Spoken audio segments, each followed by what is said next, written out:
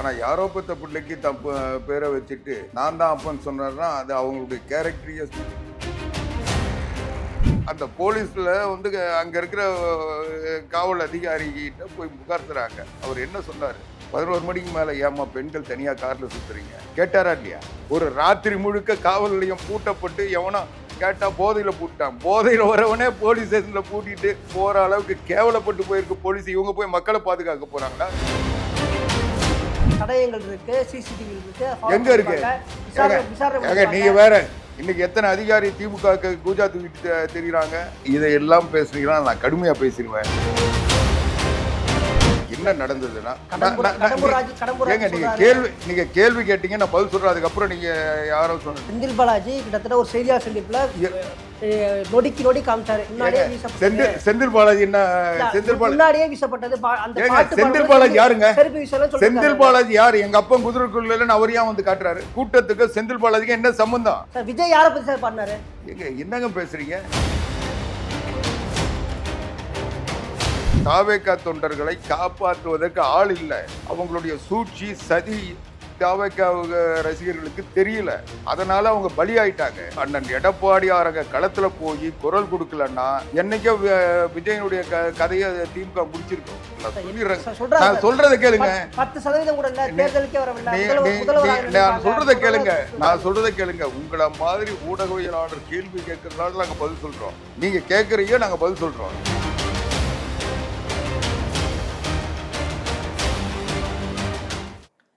நாளை நமது நேயர்களுக்கு வணக்கம். தமிழகத்தினுடைய தற்போதைய அரசியல் நிகழ்வு குறித்து பேசுவதற்காக அதிமுக செய்தி தொடர்பாளர் திரு ஆவடி குமார் நம்மோடு இருக்கிறார். அவரிடம் பேசலாம். வணக்கம் சார். வணக்கம் சார். இப்போ அதிமுக ஆட்சி கிட்டத்தட்ட ஒரு 10 ஆண்டுகள் ஆட்சிக்கு பிறகும் திமுக ஆட்சிக்கு வருது. திமுக ஆட்சிக்கு வந்த பின்னாடி கிட்டத்தட்ட அதிமுக ஆட்சியில் செயல்பட்ட திட்டங்கள் எல்லாத்தையுமே அவங்களும் தொடர்றாங்க. சரிங்களா? நேற்று கூட என்ன சொன்னீங்க? அவங்களும் அந்த திட்டங்களை தொடர்றாங்க. எங்க தொடர்றாங்க? நேற்று கூட இந்த அம்மா பெட்ரோல்ல வந்து மறுபடியும் இந்த தோன்றாங்க, ஸ்டிக்கர் ஓட்டுறாங்க, பேரை மாத்துறாங்க, அதான் சொல்ல அதை சிதைக்கிறாங்க. நீங்க தொடர்றாங்கன்னு சொல்றீங்க. தொடர்றதுக்கும் ஒரு ஆட்சியில் இருக்கக்கூடிய நலத்திட்டங்களை அடுத்த ஆட்சி தொடரும் பொழுது அவங்க பேர் மாற்றி பண்றாங்க. அதை வந்து அந்த ஸ்டிக்கர் ஓட்டுறது குறை சொல்றது எப்படி சரியா இருக்கும்னு நினைக்கிறீங்க? இல்ல, பேரை மாத்தினது பிரச்சனை இல்லை. ஆனா யாரோ பெற்ற பிள்ளைக்கு தாம் பேர் வைக்க கூடாது. தாம் பிள்ளையா இருந்து பேரை மாத்துறது பரவாயில்ல. ஆனால் யாரோ பெற்ற பிள்ளைக்கு தப்பு பேரை வச்சுட்டு நான் தான் அப்பன்னு சொன்னார்னா அது அவங்களுடைய கேரக்டரையே வந்து சந்தேகப்படுற மாதிரி வரும். இல்லை சார், இப்போ ஒரு ஆட்சியில் இருக்காங்க, ஒரு திட்டத்தை ஆரம்பிக்கிறாங்க, அந்த ஆட்சி முடிஞ்ச பின்னாடி அடுத்து வர்றவங்க பண்ற சரி இயல்பு தானே. ஆட்சியில் இருக்கிற ஒரு திட்டத்தை வந்து தொடர்றது வேற, அதுக்கு பேரை மாற்றி அந்த திட்டத்தை நான் தான் கொண்டு வந்தேன்னு சொல்றது வேற. நான் என்ன சொல்றேன், புரட்சி தலைவர் எம்ஜிஆர் சத்துணவு திட்டம் கொண்டு வந்தார். இப்போ அந்த சத்துணவு திட்டத்துக்கு வந்து இது ஊட்டச்சத்து திட்டம்னு சொல்லி ஒரு பேரை அறிவிச்சு அதை ஸ்டாலின் கொண்டு வந்தாருன்னு சொன்ன நாடு நம்புமா? நான் கேட்கறது, எந்த திட்டம் வந்து அந்த திட்டத்தை அதே வடிவத்தில் செயல்படுறது தான் ஒரு ஆட்சின்றது. அது ஒரு தொடர் சங்கிலி. அது ஒரு ஆட்சி மாறினதுன்றதுக்காக அந்த திட்டத்தை மாற்றணுன்றது குறுகிய மனப்போக்கு. ரெண்டாவது, அந்த திட்டம் பயனில்லாத திட்டம்லாம் அல்லது மக்களை ஈர்க்காத திட்டமோ அல்லது மக்களுக்கு உதவாத திட்டமோ இருந்தால் நீங்கள் மாற்றதுல சரி. ஆனால் அது சிறப்பாக செஞ்சிட்டு இருக்க திட்டத்தை நீங்கள் வந்து சிதைக்கிறதுக்கு ஒரு பேரை மாற்றுறது, சிதைக்கிறதுன்றது அந்த திட்டத்தினுடைய பலனையும் நுகர்ந்து கொண்டிருக்கின்ற மக்களுக்கு பாதிப்பை ஏற்படுத்துன்றது அவங்க உணராமல் செய்கிறாங்க. அதுக்கு இவங்க வந்து ஸ்டிக்கர் ஒட்டி அதுக்கு ஒரு புது வசனத்தை தயார் பண்ணி அதை வந்து வரார் ஸ்டாலின், உட்காரார் ஸ்டாலின், நிற்கிறார் ஸ்டாலின், இது இந்த ஆட்சியினுடைய சாதனைன்னு இவங்க சொன்னாங்கன்னா நாடு நம்பிடுமா? இல்லை சார், இப்போ சமீபத்தில் கோயம்புத்தூரில் வந்து இந்த மேம்பாலம் திறந்தாங்க. அது அதிமுக ஆட்சியில் ஆரம்பிக்கப்பட்டது. இப்போ இவங்க முடிச்சிருக்காங்க. முடிச்சுட்டு இப்போ ஆட்சியில் யார் இருக்காங்களோ அவங்க திறந்து வைக்கிறதா நம்ம இயல்பாக இருக்கும். அவங்களுடைய பேரோ இல்லை அவங்களுடைய இது வைக்கிறது இயல்பான. நீங்கள் சொல்கிறது எனக்கு ஆச்சரியமாக இருக்குது. ஒரு அந்த திட்டத்தை தயார் பண்ணி மதிப்பீடு உருவாக்கி அந்த திட்டத்துக்கு எவ்வளவு செலவாகும், எந்த திட்டத்தில் வடிவமைப்பு ஏற்படுத்தி அந்த திட்டத்துக்கு டெண்டர் விட்டு அந்த திட்டத்துக்கு தேவையான நிலங்களை ஆர்ஜிதம் பண்ணி எல்லா வேலையும் முடித்து 55% அந்த பணிகள் 1.5-2 வருஷத்தில் முடிஞ்சிருக்கு. ஆனால் இவங்க 4.5 வருஷத்தில் மீதி 45% வேலையை முடிக்கிறதுக்கு 45 வருஷம் ஆச்சு. இது 4.5 வருஷம் ஆச்சு. 45% பணிகளை முடிப்பு 4.5 வருஷம். சரி, அது கூட இந்த அரசனுடைய வேகம்னு எடுத்துக்கலாம். 4 வருஷம் முடிக்கலன்னா தானே பிரச்சனை. முடிச்சிருக்காங்கன்னு தானே சொல்றது. ஏங்க ஏற்கனவே மதிப்பீடு தயார் பண்ணி, அந்த மதிப்பீட்டுக்குரிய டெண்டர் விடப்பட்டு, அந்த நிதி ஒதுக்கீடு செய்யப்பட்டு எல்லாமே முடிஞ்சு போச்சுங்க. இவங்க என்ன செஞ்சாங்க? இவங்க இவங்க தடுக்காம இருந்தாவே, இவங்க போய் அவங்க கிட்ட கமிஷன் கேட்காம இருந்தாவே, அந்த கான்ட்ராக்டர் செஞ்சு முடிச்சிருப்பாங்கல்ல. நான் என்ன சொல்றேன், அந்த திட்டத்தை நீங்க வந்து எதையும் செய்ய தேவையில்லை. எல்லாத்தையும் எடப்பாடியார் செஞ்சு வச்சுட்டாரு. அதை வேலையும் தொடங்கிட்டாங்க. என்ன தேர்தல் வந்தது, அதனால ஆட்சி மாற்றம் வந்தது தவிர, இல்லைன்னா அது அந்த திட்டம் நிறைவேறுகின்ற திட்டம் தானே. இல்ல ஆட்சி மாறினா இப்ப அந்த ஃபண்ட் ஒதுக்குறாங்கல்ல, இப்ப முழு ஃபண்டுமே ஒரு திட்டத்துக்கு ஒதுக்கி இருக்க மாட்டாங்க. இப்ப இந்த ஆட்சி வந்த பின்னாடியும் அதுக்கான ஃபண்ட் ஒதுக்கத்த ஒரு சூழல் இருக்கத்தான் இல்லைங்க செய்யும். இல்லைங்க நீங்க சொல்றது எனக்கு புரியல. ஒரு திட்டம்னா அந்த திட்டத்துக்கு மொத்த மதிப்பீடு எவ்வளோ, அது எவ்வளோ நாளுக்குள்ள அந்த திட்ட பணிகள் நிறைவடையும், அதுக்கு வந்து எவ்வளோ நிதி தேவைப்படும், அந்த நிதியை வந்து ஒதுக்குனாதான் அவங்க டெண்டரே விடுவாங்க. டெண்டர் விடுறவங்களுக்கு வந்து பணத்தை ஒதுக்காம டெண்டர் விடுவாங்களா? டெண்டர் விட்டு அவங்க எடுத்து எக்ஸிக்யூட் பண்ண பிறகு அவங்க அந்த பாலத்தை முடிக்கிற வரைக்கும் அவங்க தானே பொறுப்பு. ஒரு பாலத்தில் பாதியில் விட்டு இன்னொருத்தரை கூப்பிட்டு பாலம் செய்ய சொல்லுவாங்களா? அதனால எல்லாமே முடிஞ்ச பிறகுதான் வேலையை தொடங்குவாங்க. நீங்க வந்து நிலத்தை வந்து எடுக்கிறதுல இருந்து எல்லா பணியும் அவன் முடிச்சு வச்சுட்டு தானே எடப்பாடியார் ஆட்சியில வச்சிருந்தாங்க. நீங்க அதுல ஒரு 55% வேலை கூட முடிஞ்சு எல்லா பொருளும் கொண்டு வந்தாங்க, எடுத்துட்டு வந்து வச்சுட்டாங்க. அது செய்யறதுல கொஞ்சம் அந்த கால இடைவெளியில இவங்க குறுக்கிடாம இருந்தா அது எப்பவும் முடிஞ்சிருக்கும். அதுதானே தவிர, நான் என்ன சொல்றேன், அதை நீங்க செஞ்சீங்க, இவ்வளோ தாமதம் ஆனதுன்னு மக்கள் கேட்க சொல்ல, இதுக்கு இந்த திட்டத்தை நிறைவேற்ற சொல்லி அதிமுக போராட்டம் நடத்திருக்குல்ல. ஏன் இந்த திட்டத்தை செயல்படுத்தல?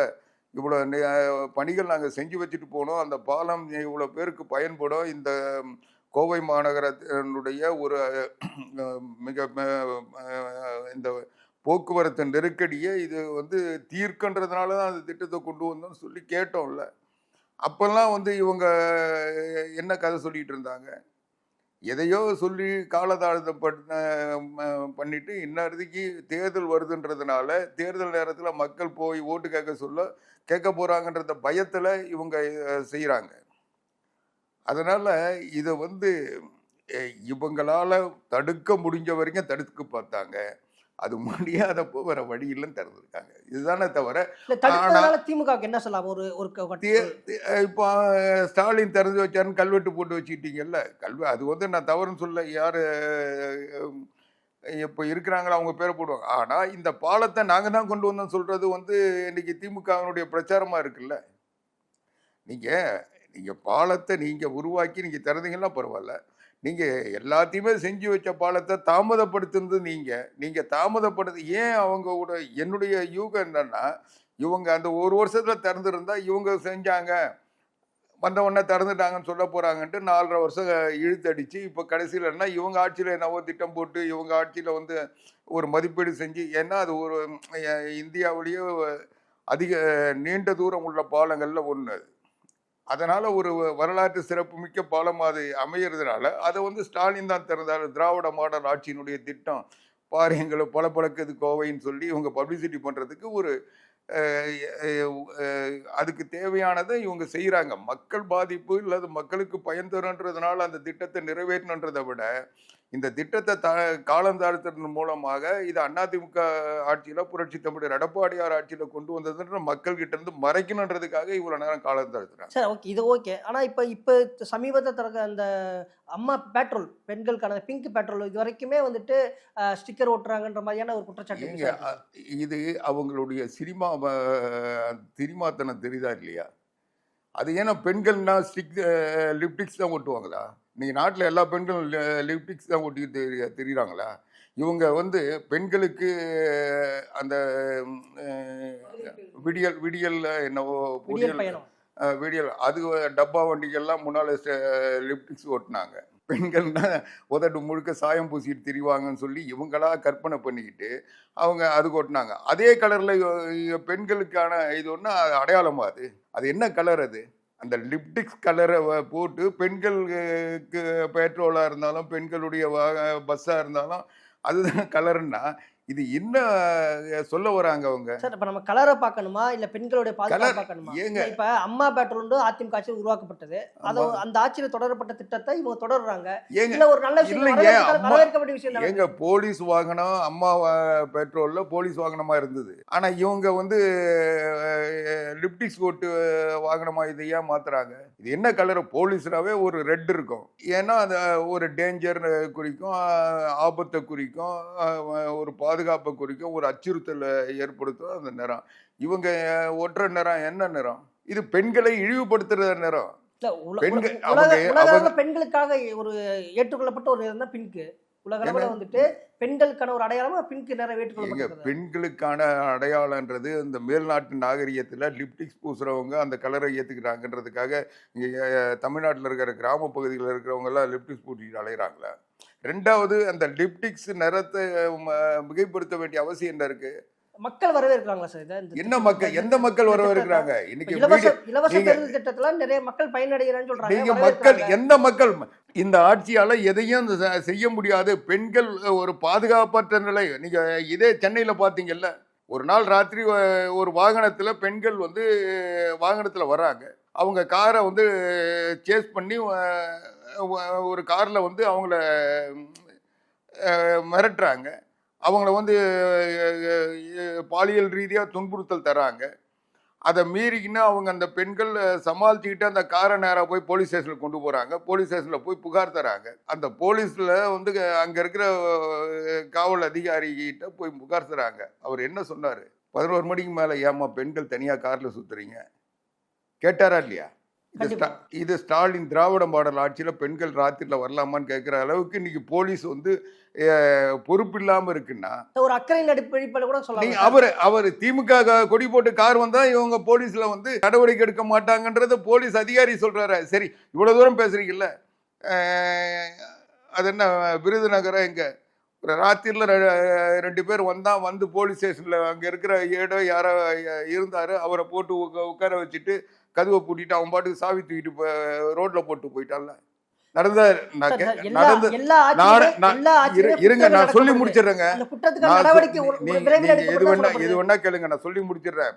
அந்த சாவியை தூக்கி போட்டு போயிட்டான். காலையில வரைக்கும் அவரை கதறி கத்தி ரோட்ல போறவங்களாம் கூப்பிட்டு அப்புறம் யாரோ ஒருத்தர் பார்த்து அந்த சாவி எடுத்து திறந்து விட்ட பிறகு வெளியும் ஒரு ராத்திரி முழுக்க காவல் நிலையம் பூட்டப்பட்டு எவனோ கேட்டா போதையில பூட்டான். போதையில வரவனே போலீஸ் ஸ்டேஷன்ல பூட்டிட்டு உள்ள இருக்க ஆபீசரை வச்சு போற அளவுக்கு கேவலப்பட்டு போயிருக்கு போலீஸ். இவங்க போய் மக்களை பாதுகாக்க போறாங்களா? இவங்க போய் பெண்களை பாதுகாப்பாங்களா? சார், இந்த கோவை பள்ளியில 3 பேர் சுட்டு பிடிச்சிருக்காங்க சார். காமெடி பண்ணாதீங்க. ஒருத்தர் சரி, அவங்க குற்றவாளிகள் யார் ஐடென்டிஃபை பண்ணது?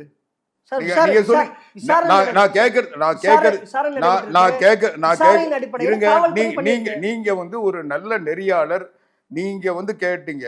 அந்த 3 பேரை சுட்டு பிடிச்சாங்கன்றது உண்மை, நான் நம்புறேன். நீங்க சொல்லிட்டீங்க, ஏத்துக்கிறேன். அவங்களை ஐடென்டிஃபை பண்ணது யாரு? நீதிமன்றத்துல கொடுப்பாங்க சார். நீதிமன்றத்துல சார்ஜ் ஷீட் ஃபைல் பண்ணுவாங்க. என்னது நீதிமன்றத்துல எப்படி விசாரணை நடந்துச்சு, எப்படி நீதிமன்றத்துல வந்து ஆதாரம் இல்லைன்னு தள்ளுபடி பண்ணுவாங்க, அது வேற. நான் நீதிமன்றத்துக்கு போங்க. நீங்க இன்னைக்கு அந்த 3 பேர் குற்றவாளின்னு சொல்லி சுட்டு பிடிச்சதா சொல்றீங்க.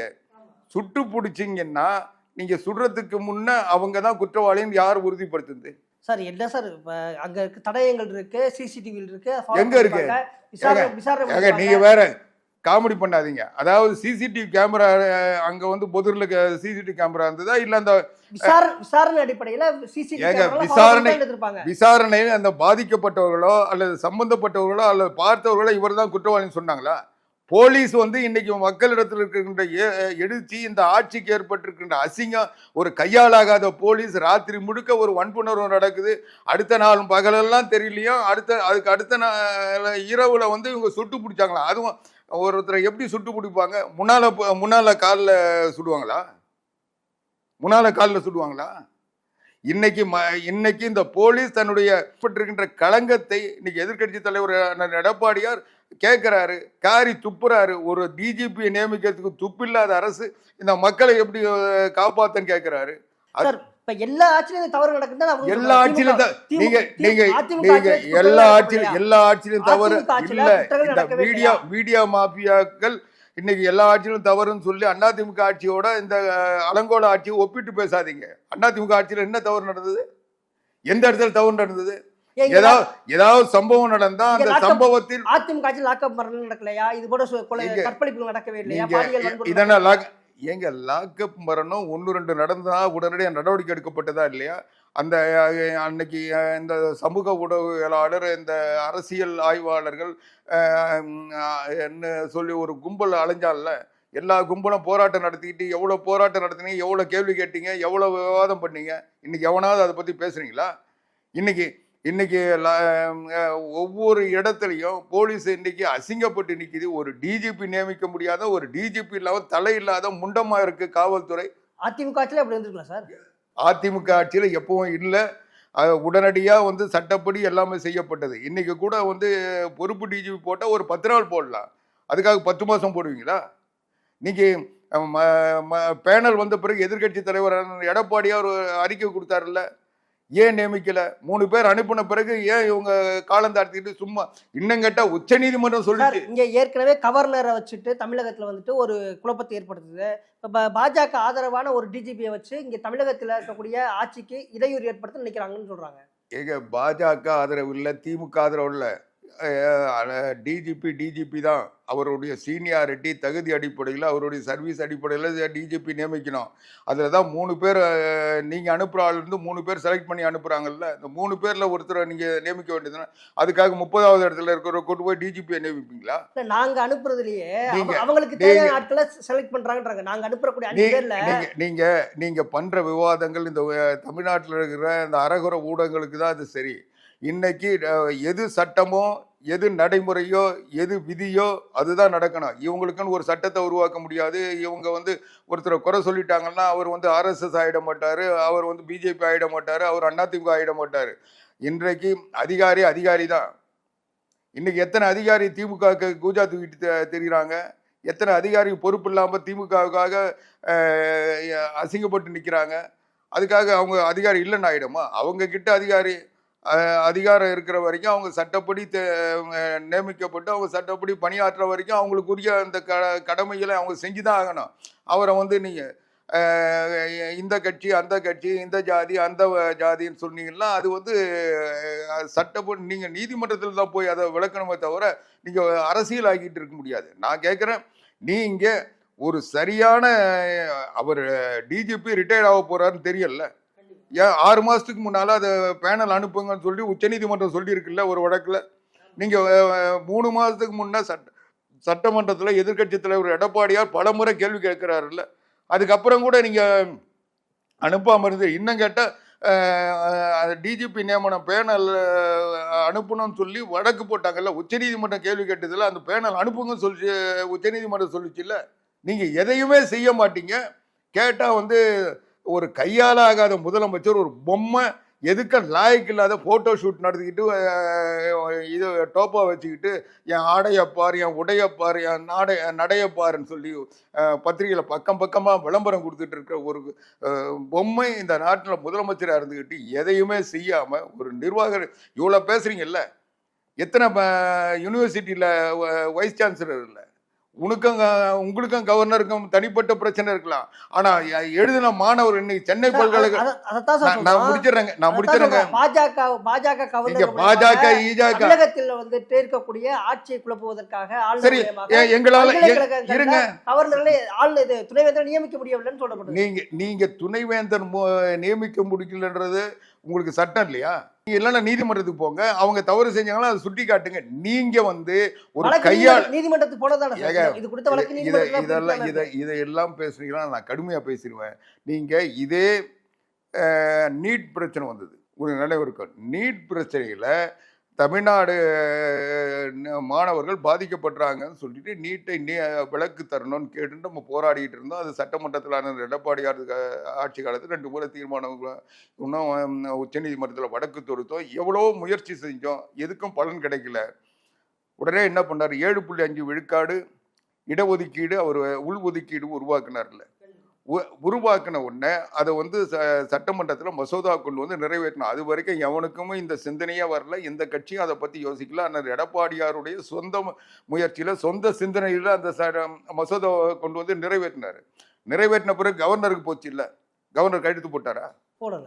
மத்திய அரசு அன்னைக்கு மத்திய அரசு வந்து இதை ஏற்காதுன்றதுனால தான் கவர்னர் கையெழுத்து போடாம இருந்தார். கண்டிப்பா. எத்தனை முறை முயற்சி பண்ணாங்க, என்னென்னமோ பிரச்சாரம் பண்ணி பார்த்தாங்க, கவர்னர் கையெழுத்து போடல. அதுக்கப்புறம் என்ன பண்ணாரு, கவர்னர் கையெழுத்து இல்லாமல் அரசாணை வெளியிட்டார்ல, அரசாணை வெளியிட்டு 5 நாள் கழிச்சு தானே கவர்னர் கையெழுத்து போட்டாரு. அந்த தைரியம், அந்த கட்ஸு அந்த எடப்பாடியாருக்கு இருந்தது. உங்களுக்கு எங்கே போச்சு? நீங்கள் சும்மாவே வந்து வாய் வசனம் பேசிட்டு ஒன்றுத்துக்கு லாய்க்கு இல்லாத, நீங்கள் வந்து சட்ட அறிவும் இல்லை, பொது அறிவும் இல்லை, எதுவுமே இல்லை.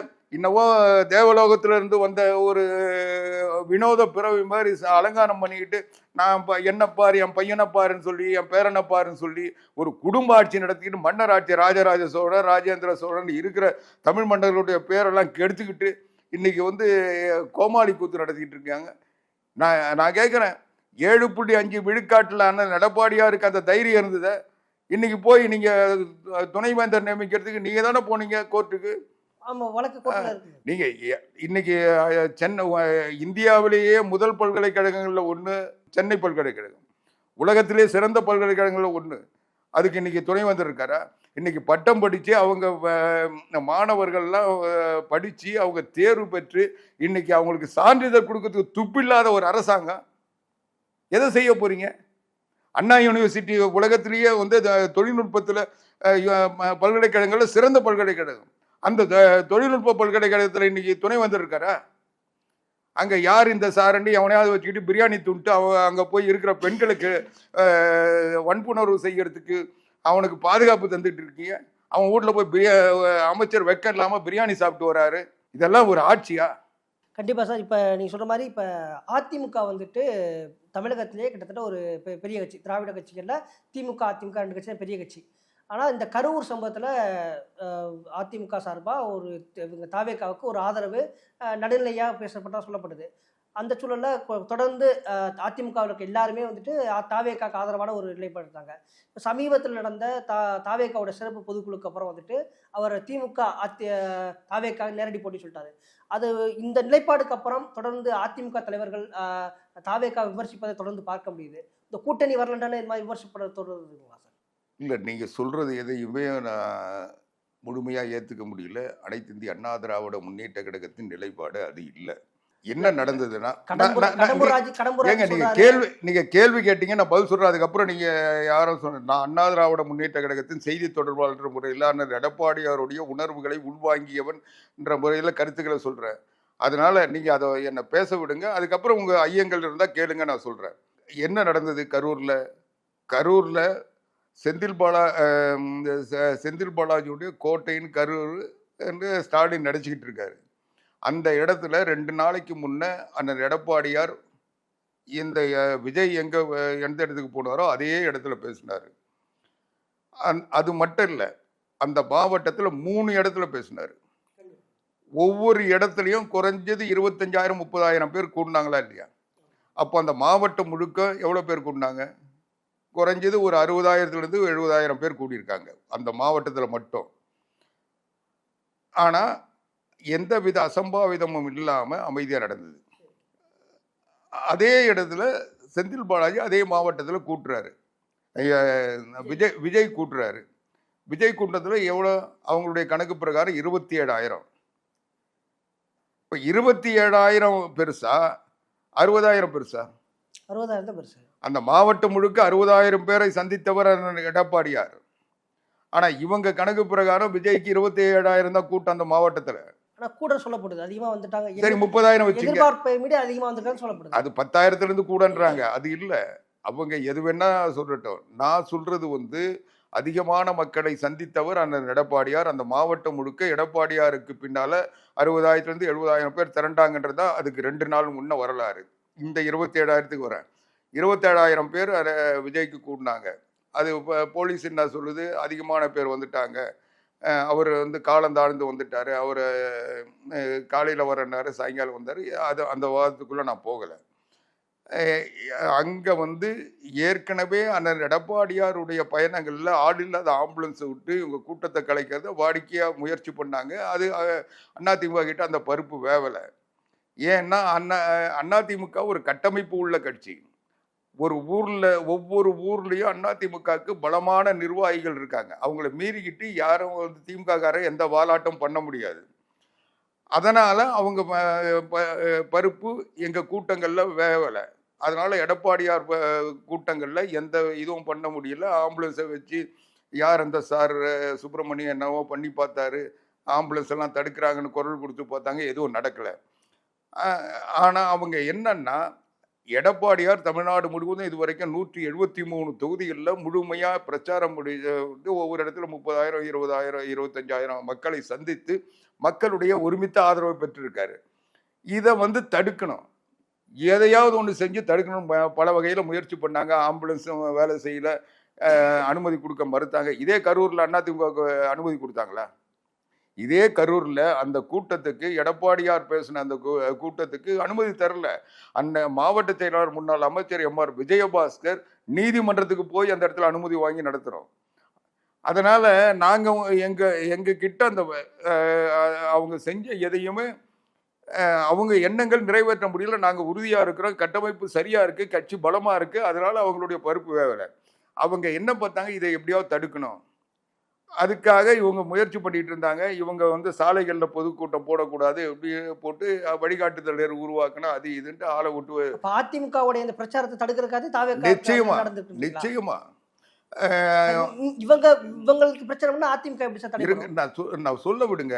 அதுக்கப்புறம் இவங்க நீதிமன்றத்துக்கு ஒரு பக்கம் போறது முயற்சி பண்ணாங்க. இது எதையுமே கட்டுப்படாம, எதையுமே பொருட்படுத்தாம அந்த எடப்பாடியாருடைய எழுச்சி பயிரும் 163 தொகுதிகளில் 60க்கு மேல முடிஞ்சிருச்சு. இந்த நேரத்தில் அதுக்கு சரியான இடம் செந்தில் பாலாஜி என்னவோ கரூரினுடைய குட்டி மஸ்தான் மாதிரி அவர் வந்து அந்த குறுநில மன்னர் மாதிரி அங்கே உட்காந்துக்கிட்டு இடத்துக்கு வரட்ட பார்த்துக்கிறேன்னு அவர் உட்காந்துட்டு இருந்தார். இவர் போனார். இவருக்கு அனுபவம் இல்லை, ஆள் இல்லை, நிர்வாகிகள் இல்லை. யார் எங்கே வரான், இவன் வந்தவன் நம்ம கட்சிக்காரனா இல்லை நம்ம திமுகவிலிருந்து ஊடுருவல் பண்ணானான்னு தெரியல. அதனால் அவங்க பாட்டுக்கு இவருக்கு செருப்பு வீசின உடனே கலவரம் வந்தது. ஏதோ அது என்ன நடந்ததுன்றது விசாரணை வரட்டும், அது நீதிமன்றம் சொல்லட்டும். அசம்பாவிதம் நடந்தது. 41 பேர் உயிர் பலி கொள்ளப்பட்டது, பலியானது, சாகடிக்கப்பட்டார்கள். இதுதான் அன்றைக்கு நடந்த நிகழ்ச்சிகளுடைய பாதிப்பு. அப்போ இந்த 41 பேர் செத்துட்டாங்க அல்லது அந்த தகவல் கூட இல்லை. ஒரு தலைவர், இந்த நாட்டில் முதலமைச்சர் ஆகணும்னு நினைக்கிறவர் அங்கே மேடையில் இருக்கிறாரு. அப்போ என்ன பேச ஆரம்பிக்கிறாரு. பாட்டிலுக்கு 10 ரூபாய், பாட்டிலுக்கு 10 ரூபான்னு அவன் செருப்பு பேசுறான். அதுக்கப்புறம் கொஞ்ச நேரத்துக்கு செந்தில் பாலாஜி கிட்டத்தட்ட ஒரு செய்தியாளர் சந்திப்புல நொடி காமிச்சாரு. இந்த இதெல்லாம் வந்துட்டு முன்னாடியே வீசப்பட்டது. செந்தில் பாலாஜி என்ன, செந்தில் பாலாஜி முன்னாடியே வீசப்பட்டது. செந்தில் பாலாஜி யாருங்க? செருப்பு வீசல. செந்தில் பாலாஜி யாரு? எங்க அப்பன் குதிரைக்குள்ளன்னு அவர் ஏன் வந்து காட்டுறாரு? செந்தில் பாலாஜி மேல யாருன்னா குற்றச்சாட்டு, எல்லாரோட சந்தேகமும் அவர் மேல தான். நீங்க செந்தில் பாலாஜி மேல யாராவது குற்றம் சாட்டினாங்க? மாவட்ட ஆட்சித்தலைவர் இல்லையா, மாவட்ட SP இல்லையா? அவங்க விளக்கம் சொல்ல வேண்டிய விளக்கத்தை செந்தில் பாலாஜி ஏன் கொடுக்குறாரு? எனக்கு சம்பந்தம் இல்லைன்னு அவர் எனக்கு செந்தில் பாலாஜி ஒரு MLA, மந்திரி இல்ல, அவர் ஏன் வந்து விளக்கம் கொடுக்குறாரு? அங்க என்ன போலீஸ்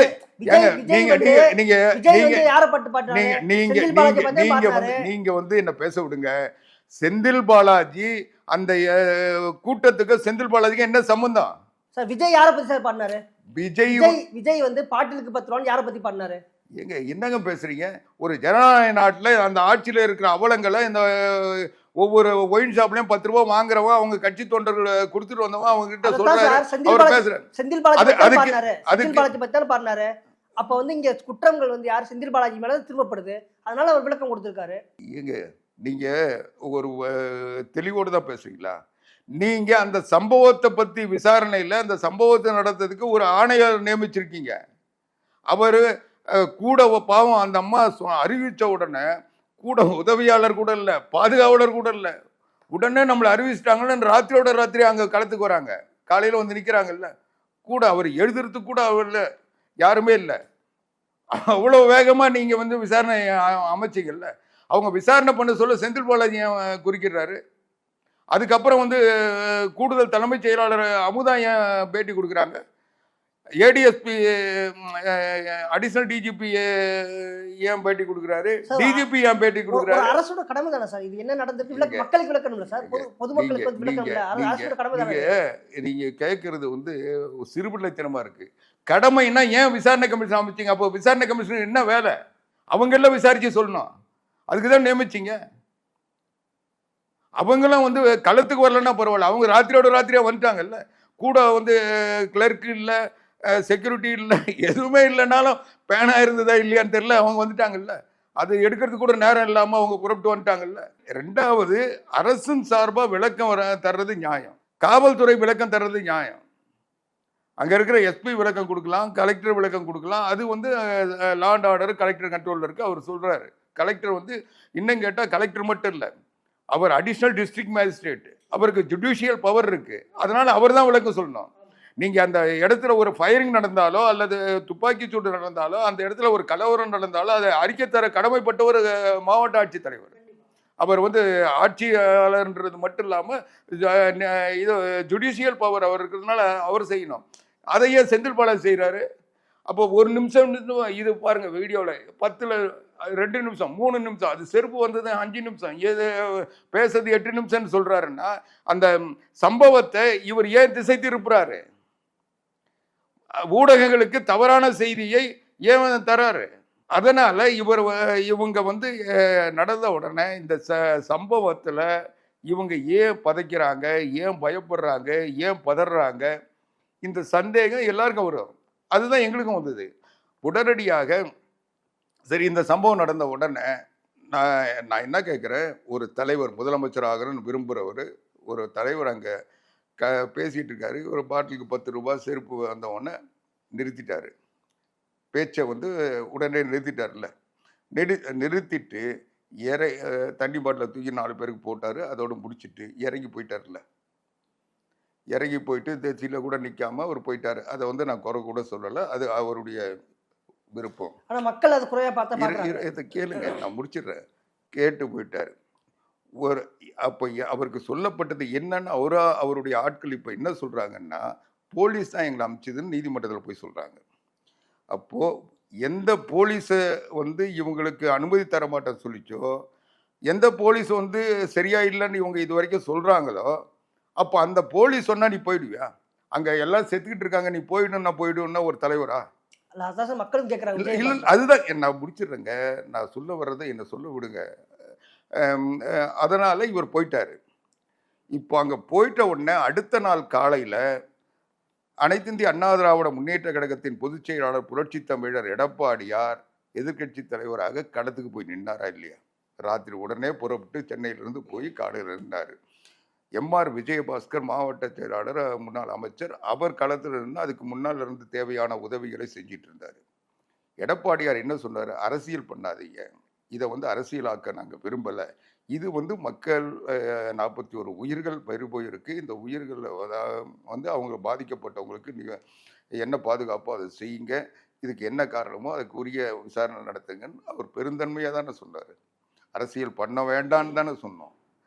அதுக்கப்புறம் என்னாச்சு, அங்கே இருக்கிற தாவேகா தொண்டர்கள்லாம் என்ன நடந்ததுன்னு அவங்களுக்கு தெரியல. அவங்களுடைய முழுக்க செந்தில் பாலாஜி கடக மருத்துவ அணி, அவங்க ஆம்புலன்ஸு, அவங்களுடைய கண்ட்ரோல் எல்லாம், அவங்களுடைய தண்ணி பாட்டில் எல்லாமே அவங்க கண்ட்ரோலில் போச்சு. இவங்களை கிட்டேயே சேர்க்கல.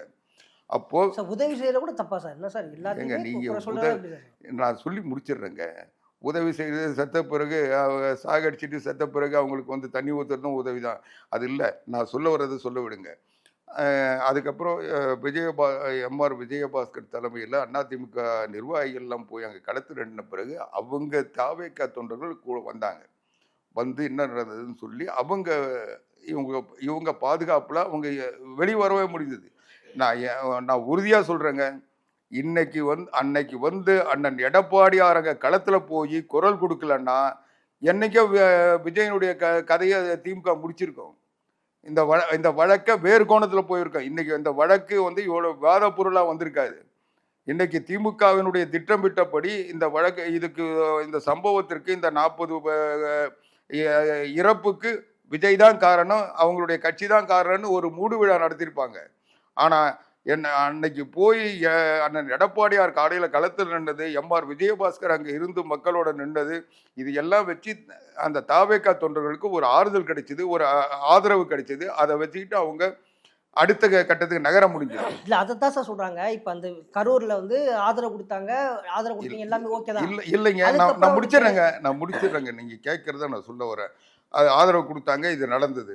இதுதான் நாங்க செஞ்சது. ஒரு மனிதாபிமானத்தோட எதிர்கட்சி என்ற முறையில் எங்களுடைய கடமை, திமுகவினுடைய அராஜகத்திலிருந்து அடக்குமுறையிலிருந்து தாவேகா தொண்டர்களை காப்பாற்றுவதற்கு ஆள் இல்லை, அவங்களை சந்திக்கின்ற வலிமை அவங்களுக்கு இல்லை, அவங்களுடைய சூழ்ச்சி சதி தாவேகா ரசிகர்களுக்கு தெரியல, அதனால அவங்க பலியாயிட்டாங்க.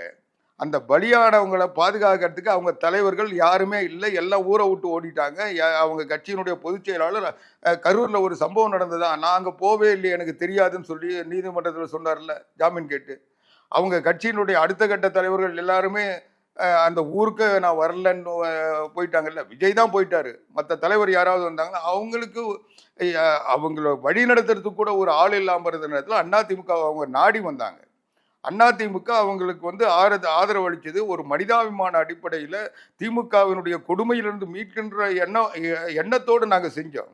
அதனால் அதனுடைய தன்னெழுச்சியாக தான் அவங்க நாமக்கல் அந்த மாவட்டங்களில் நடந்த கூட்டங்களுக்கு போக சொல்ல அவங்க தன்னெழுச்சியாக அதிமுக தான் நம்மளை பாதுகாக்கும், தாவேகா தொண்டர்களுக்கு வந்து நிராயுதமானியா நிற்க சொல்ல, எங்களை வந்து திமுககாரன் விரட்டி அடிக்க சொல்ல இவங்க வந்து எங்களை அரவணைக்கிறாங்க, எங்களை காப்பாற்றுறாங்கன்றதுனால அவங்க கூட தாவேகா தொண்டர்கள் அவங்க கொடி எடுத்துக்கிட்டு வந்து நின்றாங்க. அதை பார்த்துட்டு தான் எடப்பாடியார் என்ன சொன்னார், தொண்டர்கள் முடிவெடுத்து பிள்ளையார் சொல்லி போட்டிருக்காங்க, இது ஒரு தொடக்கன்றதான் சொல்ற பொருளில் தான் சொன்னாரே தவிர தலைமை வந்து முடிவு பண்ணிட்டோம் நாங்கள் கூட்டணி பேசிட்டோம்னு அவர் சொல்லவே இல்லை. எந்த நிலையிலையும் தொண்டர்கள் இன்னைக்கு அதிமுக தான் காப்பாற்றும். நான் முடிச்சிடுறேங்க. தொண்டர்கள் தன்னெடுச்சா முடிவெடுத்தாங்க, அதிமுக தான் நம்மளை காப்பாற்றும். நம்ம தாவேகா தலைவர்கள் சொல்றவங்கெல்லாம் ஆபத்து வந்தா நம்மளை நட்டாட்டில் விட்டுட்டு போயிடுவான், அப்படி போக சொல்ல இவங்க தான் காப்பாற்றுவாங்க. அதனால இவங்க வந்து நம்ம கூட இருந்தாங்கன்னா நம்ம கட்சி தலைவர்களுக்கும் ஒரு பாதுகாப்பு. ஏன்னா எடப்பாடியார் வந்து விஜய்க்கு ஆதரவாக அங்கே தாவேக்காக்கு ஆதரவாக சம்பவத்தில் வந்து பேசுறதுனால அந்த கட்சி பாதுகாக்கப்பட்டது. தொண்டர்களுக்கு ஆதரவாக இவங்க செயல்பட்டதுனால தொண்டர்கள் பாதுகாக்கப்பட்டார்கள். அந்த தொண்டர்கள் அதை நினைச்சாங்க, அவங்க நன்றி உணர்வோடு எடப்பாடியார் வாழ்கன்னு குரல் கொடுத்தாங்க. இதுதான் இதை வந்து தொண்டர்களுடைய முடிவு. தலைவர் வந்து கூட்டணின்னு சொல்லி அவர் எப்பவுமே சொல்லலை, தொண்டர்கள் முடிவு. பிள்ளையார் சொல்லி போட்டிருக்காங்க, இது ஒரு நல்லதா முடியும் தான் சொன்னமே தவிர அவங்க அதனுடைய நோக்கம் வந்து தொண்டர்கள் காப்பாற்றப்படுவார்கள், அந்த கட்சி காப்பாற்றணும், திமுக இல்லைன்னா அந்த கட்சி அழிச்சிரும்ன்றதுக்காக அவங்களுக்கு ஒரு நல்லதுக்கு பிள்ளையார் சொல்லி போட்டாங்கன்னு சொன்னோம். இல்லை அதான் சார், இப்போ இதெல்லாம் ஓகே தான் சார். அந்த நிகழ்வு நடந்த பின்னாடி ஆதரவு கொடுத்தீங்க, தொண்டர்கள் வந்து பிள்ளையார் போட்டு போயிடுச்சு. கொஞ்ச நாளாக வந்து அதிமுக வந்து கிட்டத்தட்ட தாவேக்கா விமர்சனம் வைக்கவே இல்லை. ஆனால் இந்த சிறப்பு பொதுக்குழுக்கு அப்புறம் இப்போ அதிமுகவுடைய தலைவர், 2ஆம் கட்ட தலைவர் எல்லாருமே தொடர்ந்து தாவேக்காவையும் விஜய் விமர்சிக்கிறது வந்து அப்போ கூட்டணிக்கு வரலன்றக்காக விமர்சனம். நாங்கள் அதுக்கு முன்னால் விஜயை வந்து விமர்சிக்கலன்னு நாங்கள் நினைக்கவே இல்லை. இப்போவும் நாங்கள் விமர்சிக்கல, எங்களுக்கு விமர்சிக்க வேண்டிய அவசியம் இல்லை. உங்களை மாதிரி நான் சொல்லிடுறேன், நான் சொல்றதை கேளுங்க. 10% கூட இல்லை, தேர்தலுக்கே வரவில்லை. நான் சொல்றதை கேளுங்க, நான் சொல்றதை கேளுங்க. உங்களை மாதிரி ஊடகவியலாளர் கேள்வி கேட்கறதுனால நாங்கள் பதில் சொல்றோம். நாங்கள் போய் எங்கேயும் பேட்டி கொடுத்து தாவேக்காவை வந்து விமர்சனம் பண்ணல. நீங்கள் கேட்குறீங்க, நாங்கள் பதில் சொல்கிறோம். நான் இப்போ கூட நீங்கள் என்கிட்ட கேட்டதுனால நான் அதை பற்றி பேசணும், இல்லைன்னா நான் ஏன் பேச போகிறேன்? நீங்கள் கேட்குறீங்க. ஒரு அதிமுக வந்து ஒரு ஜனநாயக கட்சி, அதனால் எந்த நிருபர் வேணால் கேட்கலாம். இது போய் திமுக கிட்ட கேட்க முடியாது, ஸ்டாலின் கிட்ட கேட்க முடியாது, உதயநிதி கிட்ட கேட்க முடியாது. அதிமுகவில் இருக்கிறவங்க எல்லா முதலமைச்சர், எங்களுடைய எதிர்கட்சி தலைவர் புரட்சி தமிழர் எடப்பாடியார்லேருந்து எல்லார்கிட்டையும் கேட்குறீங்க, நாங்கள் சொல்கிறோம். அதுதானே தவிர நாங்கள் வந்து அதிமுக 173 தொகுதியில் இன்னைக்கு பிரச்சாரத்தையே முடிச்சிட்டோம். இன்னும் அவங்க கூட்டணி வருமா, இவன் வருவானா அவன் வருவானான்னு பார்த்துட்டு இருக்காங்க. அண்ணன் எடப்பாடியார் என்னைக்கு அமித்ஷா அவர்கள் அண்ணா திராவிட முன்னேற்ற கழகம் பாரதிய ஜனதா கட்சி கூட்டணின்னு அறிவிச்சாரோ அன்னையிலேருந்து ஒரு நாளைக்கு 24 மணி நேரம்னா 18 மணி நேரம் தூங்காம மக்களோடு நிற்கிறாரு, களத்தில் நிற்கிறாரு. அப்புறம் புரட்சி தமிழர் எடப்பாடியார் 2026 முதலமைச்சர் ஆகிறதை தடுப்பதற்கு ஆற்றல், சக்தி, திராணி யாருக்கும் இல்லை.